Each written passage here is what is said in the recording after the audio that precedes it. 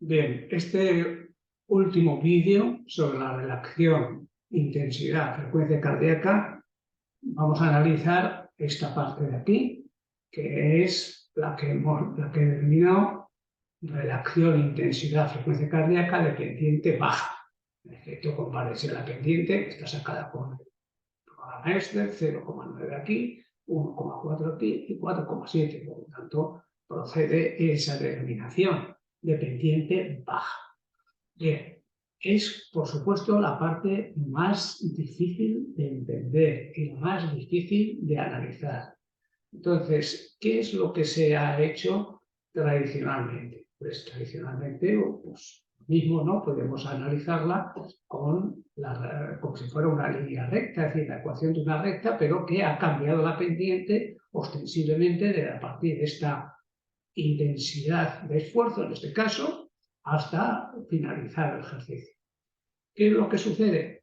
Pues que a partir de una época, la actividad investigadora con una metodología que genéricamente se conoce con el nombre de HRV, que es variabilidad de la frecuencia cardíaca, es decir, heart rate variability, pues se ha utilizado de forma exagerada.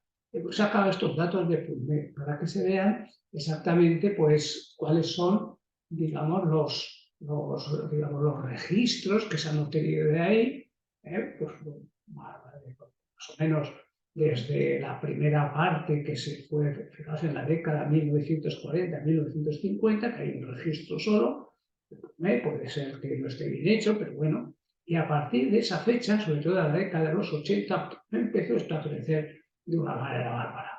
Solo está hasta la década 2001-2010, pero luego yo lo he ampliado, sin ponerlo en la gráfica, a una búsqueda a partir de la siguiente década, 2011 a 2020, ¿vale? Y he encontrado 1.396 registros. Y los dos últimos años, 508. Es decir, que esto va creciendo a una velocidad considerable. Es decir, que tiene una función exponencial creciente. El estudio de la variabilidad de la frecuencia cardíaca en relación con, en este caso, con la intensidad. ¿Cuál es digamos, el trasfondo de eso? El trasfondo de eso es que se coge las distancias entre dos ondas cualesquiera del electro, habitualmente la RR, se pone un archivo de texto y luego pues, se pone en un eje de coordenadas. Este es el registro de la frecuencia cardíaca digamos, de un ejemplo nuestro, de nuestro laboratorio, hecho con un programa que es gratuita, que es el programa de cubos HRV, se llama, cubos HRV. Entonces, este es el registro real de la variación de la frecuencia cardíaca. Pero luego el tratamiento de esto no es que sea complejo, es que es complejísimo. Empezamos porque es un análisis, esos que llaman los matemáticos de Fourier, en los cuales el comportamiento puede ser como una función del seno, como al revés, una función del coseno. Total, que el tratamiento de esto es muy complejo, digamos, de entender cómo se hace, y una de dos, o tienes un programa, lo cual desde luego es muy fácil de hacer, pero claro, es muy difícil de entender, como el programa lo hace todo, pues tú le metes los datos, le das a la tecla y él te saca todas las variables que estén, digamos, posibles, sean los métodos que sean. Lo cual para mí pues, es un verdadero problema porque no entienden ni jota de lo que estás haciendo.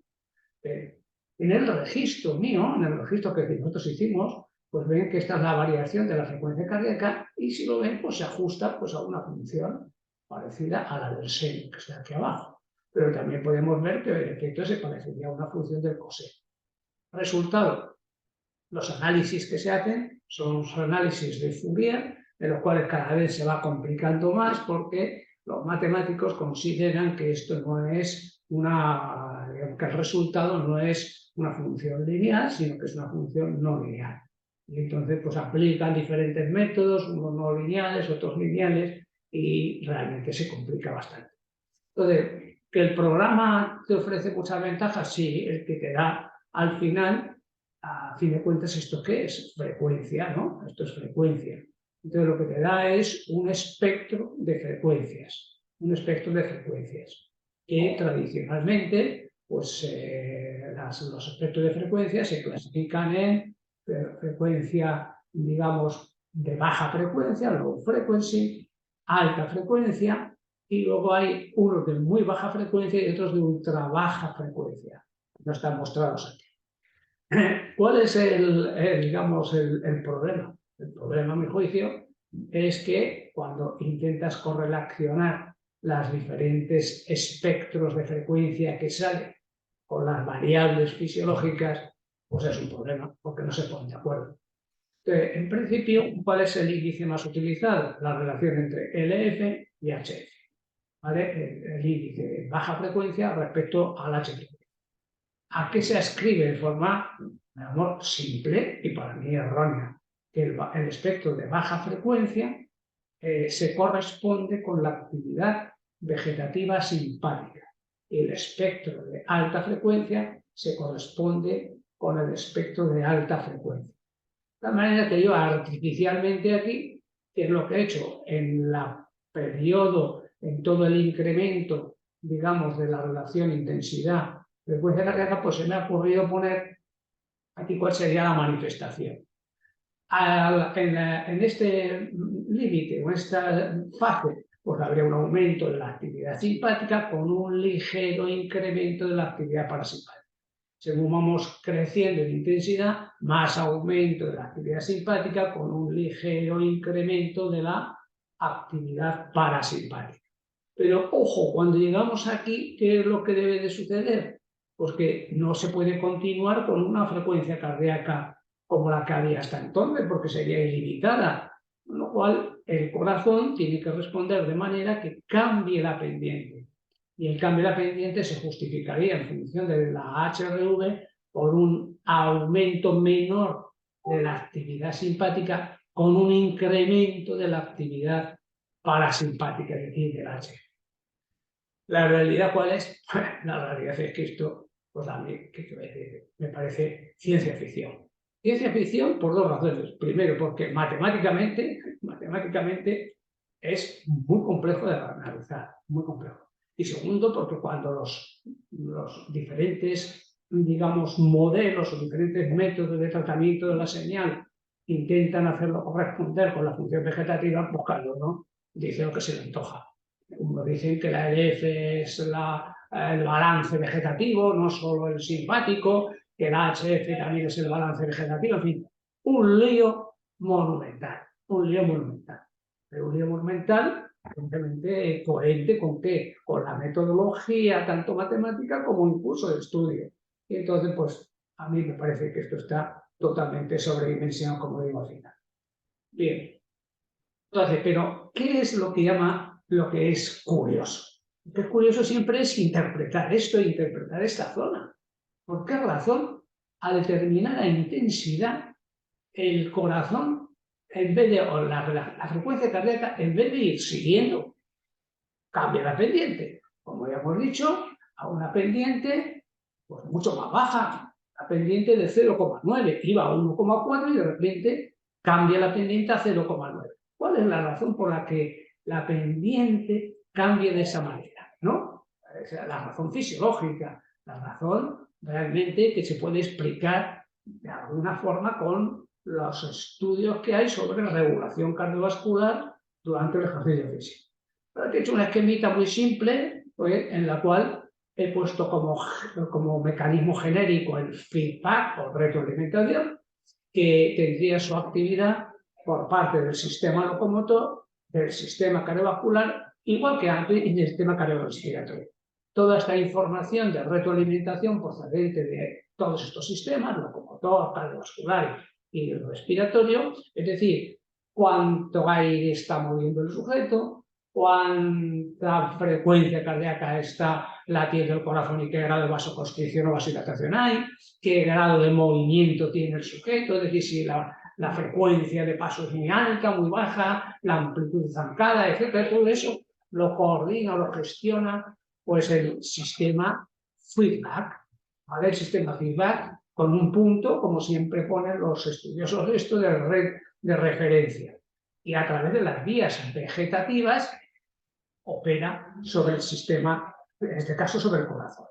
De tal manera que ¿cómo responde el corazón a toda esta información? Pues que está llegando al límite. ¿Cómo sabe el sistema que está llegando al límite?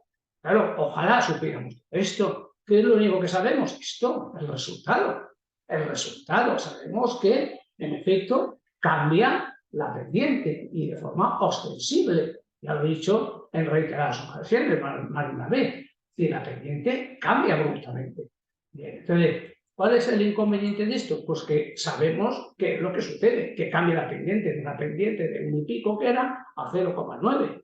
¿Vale? Pero todo lo demás, pues no lo sabemos completamente. Muchas cosas se saben, por supuesto, los estudiosos de la regulación y todos los sistemas intervendrían en que esa frecuencia cardíaca, digamos, pues cambie de pendiente. Y es una señal inteligente. Claro, cuando ya, digamos, analizas lo que dicen los matemáticos aquí respecto al HRV, entonces ya es el delirio, claro. Porque ellos llaman a esta situación una situación de caos, pero de caos matemático.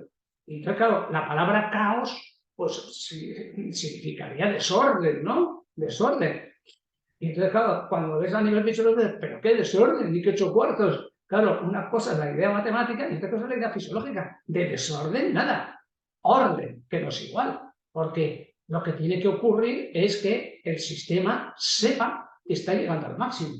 Y para saber que se está llegando al máximo, ejecuta una orden que es acercarse al máximo y no seguir de forma independiente. Luego, la visión matemática sería de desorden. Bueno, yo la puedo entender o me la puedo creer porque lo dicen ellos.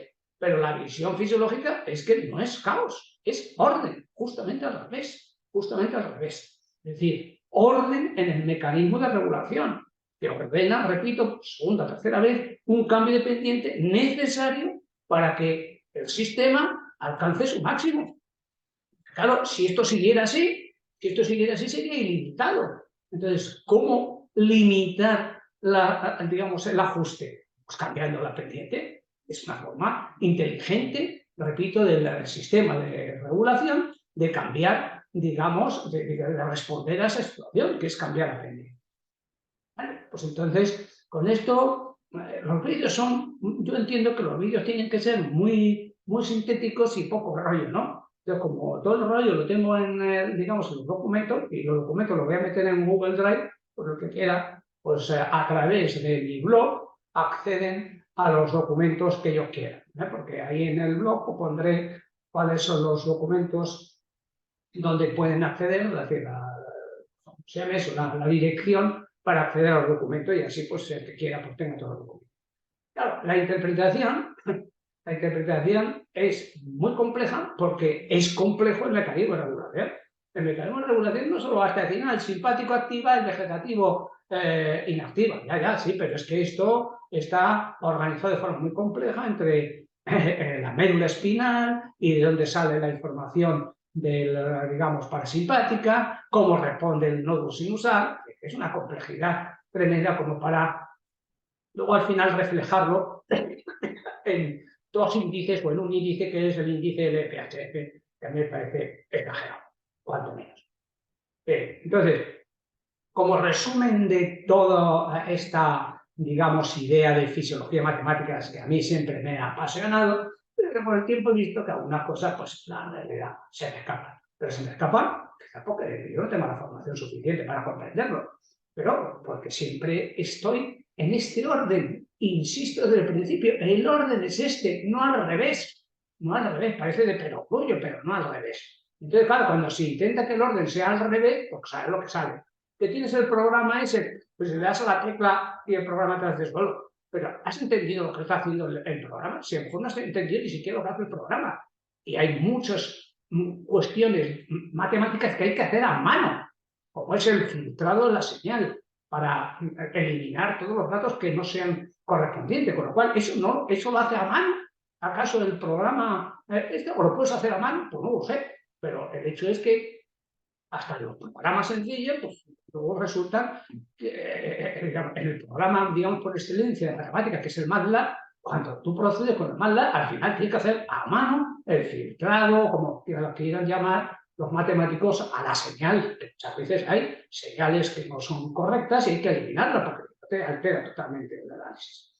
Entonces, en resumen, ¿es importante las matemáticas? Naturalmente. Yo les pongo a los alumnos esta pregunta, que no está la pregunta, pero que es la siguiente. Las autoridades del dopaje señalan que el dopaje, es decir, el dopaje sanguíneo es perjudicial para la salud.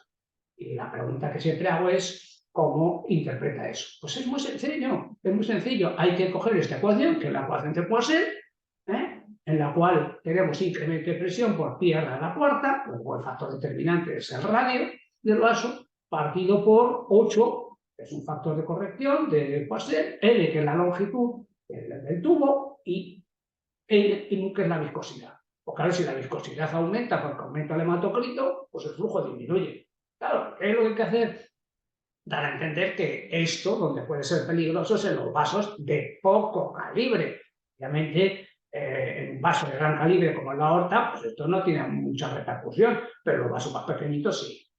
Resultado, si un sujeto abusa de esos métodos de doping sanguíneo, pues se puede encontrar con una desgracia que, bueno, porque se le obtuve cualquier, digamos, circulación importante y de lugar interesante. Por eso, las autoridades deportivas señalan que puede ser peligroso para la salud del deportista y entonces no lo aconsejan.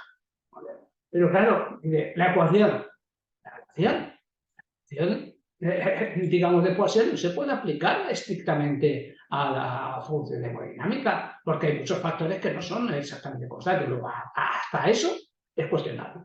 Pero bien, ¿qué quiero decir con esto? Que en un ejemplo tan sencillo como es este, de cuál es la repercusión que tendría a un sujeto haciendo deporte, porque las autoridades desaconsejan el doping desde el punto de vista de la salud, se entiende, no desde otro punto de vista, el doping sanguíneo, pues a partir de esta forma.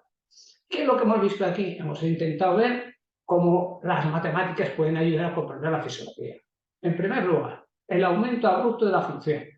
Esta es la ecuación exponencial de Fujihara y esta es la otra. Como pongo yo aquí, ¿es necesaria la función exponencial? ¿O basta con una transformación lineal? O sea, pues basta con esto, y no hace falta acudir a esto. Entre otras cosas, por la complejidad que es hacerlo. ¿Que esto es inexacto? Totalmente de acuerdo.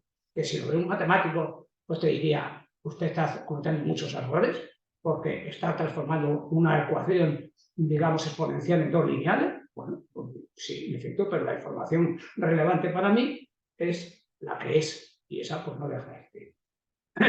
La segunda que hemos visto cómo en la determinación de la frecuencia cardíaca con esta formulita que no había puesto en el otro lado, que como ven es frecuencia cardíaca intensidad constante, igual a frecuencia cardíaca de reposo, partido por más el VO2 a esa determinada intensidad, partido por el VO2 máximo, y multiplicado por la reserva de frecuencia cardíaca.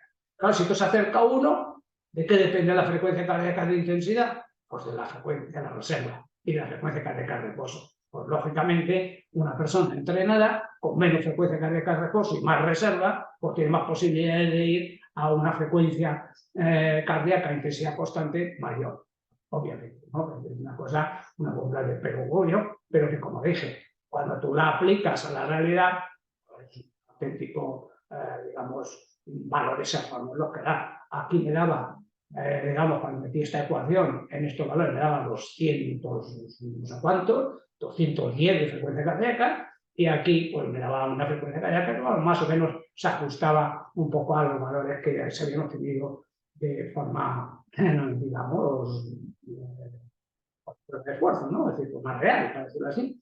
Y además preguntaría, ¿para qué quiero yo a lo mejor ¿qué necesidad tengo yo de tener la ecuación de predicción si tengo los datos? Entonces yo siempre me digo, coño, si en el laboratorio tenemos los datos, a mí para qué me sirve tener una ecuación de predicción de la frecuencia cardíaca si tengo ya el dato de frecuencia cardíaca. Bueno, pues me parece un poco, digamos, innecesario. Y por último, el estudio de la frecuencia cardíaca al final, es decir, próxima al máximo, pues es primero muy complejo el análisis de la HRV, pero complejísimo. Para mí, absolutamente sobredimensionado, porque surgió a partir del estudio de una alteración del ritmo que se llama arritmia sinusal respiratoria. Los métodos matemáticos no complejos, lo siguiente. Entonces, claro, ¿cómo se soluciona esto? Pues sí, se soluciona de una manera muy sencilla, trabajando en equipo, una persona matemática, que tiene que ser matemático, pues un ingeniero, o los ingenieros de telecomunicaciones que están todo el día para arriba y para abajo con las transformaciones de Fourier, y que ellos entienden lo que hacen y que dominan sobre todo el programa maldad. Sería una posibilidad, sí, pero claro, una posibilidad que a veces no se da. Yo estoy en una universidad en la cual esto se puede haber hecho y, sin embargo, mi experiencia nefasta. Nefasta porque contacté con digamos, un profesor de la Universidad Politécnica y al principio muy interesado y luego se entrevistó, no me acuerdo. Es más, en la segunda reunión le di todos los datos y se perdieron. Bueno, no sé lo que habrá hecho con ellos, ni me importa, pero realmente pues, digamos, el interés particular era no nulo, negativo, ¿vale? El de él, claro, no el mío. Bien,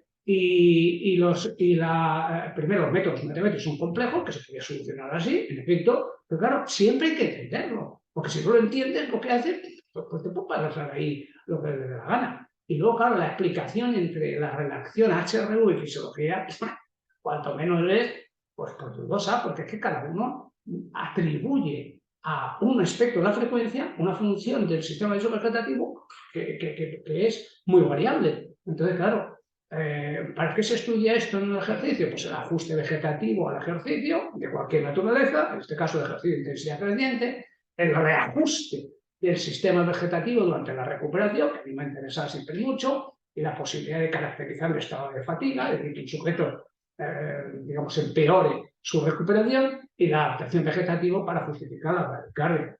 En definitiva, pues la interpretación caótica dicen los matemáticos de la relación intensidad frecuencia cardíaca, sobre todo al final, pues tropieza con la interpretación fisiológica, que es la necesidad de cambiar dependiente.